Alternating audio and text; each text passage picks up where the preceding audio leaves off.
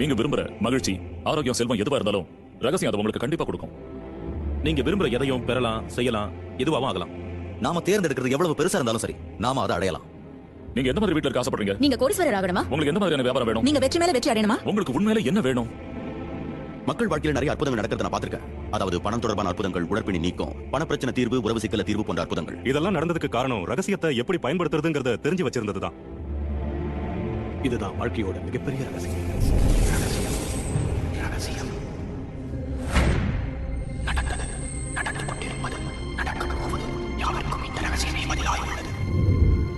அந்த ரகசியம் எதுன்னு நீங்க எல்லாரும் ஆச்சரியத்தோட யோசிச்சுட்டு இருக்கீங்களா? அதை நான் புரிஞ்சுக்கிட்ட விதத்துல விளக்கமா சொல்றேன்.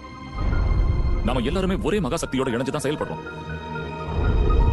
ஒரே விதிகள் தான் நம்ம எல்லாரையுமே வழி நடத்துது.